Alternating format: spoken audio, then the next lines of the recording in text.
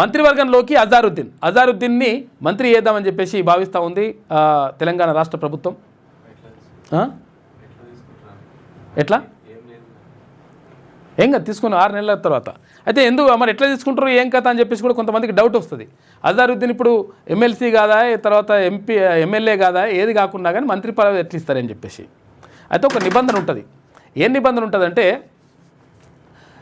ఒక మంత్రిగా కానీ లేకపోతే ముఖ్యమంత్రిగా కానీ మంత్రిగా కానీ ఎవరినైనా నియమించాలనుకుంటే డైరెక్ట్ నియమించవచ్చు. నియమించిన తర్వాత 6 నెలల లోపు ఏదో ఒక స్థానం నుంచి ఆయన గెలుపొందాల్సి ఉంటుంది, లేకపోతే నామినేటెడ్ పోస్ట్ అని ఇవ్వాల్సి ఉంటుంది. ఎమ్మెల్సీ గానో లేకపోతే ఎమ్మెల్యే గానో, ఎమ్మెల్యేనేమో గెలవాలి, లేకపోతే నామినేటెడ్ పోస్టు ఎమ్మెల్సీ ఇవ్వచ్చు, లేకపోతే ఇంకేదైనా మొత్తం మీద పోటీ చేసి 6 నెలల లోపు ఏదైనా భర్తీ చేసుకుంటే సరిపోతుంది, మంత్రి పదవి ఇవ్వచ్చు అనమాట. అందులో భాగంగా ఎమ్మెల్సీ ఇస్తారనేటువంటి ప్రచారం జరుగుతూ ఉంది. ఎమ్మెల్సీ ఇస్తున్నారు ఆయనకు, ఎవరికి, అజారుద్దీన్కి. కాబట్టి ఆయన మంత్రివర్గంలోకి తీసుకుంటా ఉన్నారు. 31న ప్రమాణ స్వీకారం. 31 అంటే రేపే కదా, రేపు ప్రమాణ స్వీకారం. మంత్రివర్గంలోకి అజారుద్దీన్ తీసుకోవాలని ముఖ్యమంత్రి రేవంత్ రెడ్డి నిర్ణయించారు. ఈ నెల 31న విస్తరణకు అవకాశం ఉందని, అజారుద్దీన్కు ఏఐసీసీ గ్రీన్ సిగ్నల్ ఇచ్చిందని సంబంధిత వర్గాల ద్వారా తెలిసింది. కొందరు మంత్రుల శాఖల్లో మార్పులు జరగవచ్చని కూడా తెలుస్తోంది. ప్రధాన శాఖలు కాకుండా కొన్ని అటు ఇటు మారే అవకాశం కూడా ఉన్నట్లుగా సమాచారం. ఈ మంత్రి పదవులు ఉన్నాయి కదా, ఇప్పుడు మంత్రిమండలిలో ఉన్నాయి కదా, కొంతమందికి శాఖలు మారొచ్చంట, కొంచెం అటు ఇటు చేసే అవకాశం ఉందంట, షఫ్లింగ్ చేస్తారు.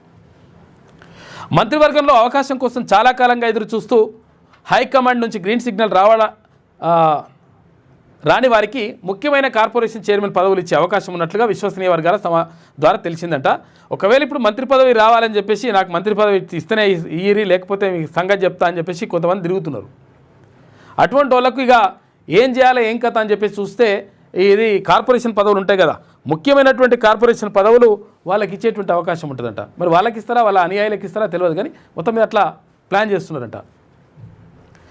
గత అసెంబ్లీ ఎన్నికల్లో జూబ్లీహిల్స్ నియోజకవర్గం నుంచి కాంగ్రెస్ అభ్యర్థిగా పోటీ చేసిన అజారుద్దీన్ ఓడిపోయారు. తర్వాత మైనార్టీ వర్గం నుంచి ఒకరిని మంత్రివర్గంలోకి తీసుకోవాలని నిర్ణయించిన కాంగ్రెస్ పార్టీ అజారుద్దీన్ వైపే మొగ్గు చూపిందంట. కాబట్టి ఆయనకు మంత్రి పదవి ఇస్తూ ఉన్నారు. ముఖ్యమంత్రి రేవంత్ రెడ్డితో మైనార్టీ సంఘాల నేతలు, చిత్రంలో మంత్రి వివేక్ వెంకటస్వామి, ప్రభుత్వ సలహాదారు షబ్బీర్ అలీ, తర్వాత అజారుద్దీన్ తదితరులందరూ కూడా నిన్న కలిసినట్టున్నారు ముఖ్యమంత్రిని. రేపే ప్రమాణ స్వీకారం ఉంటుంది.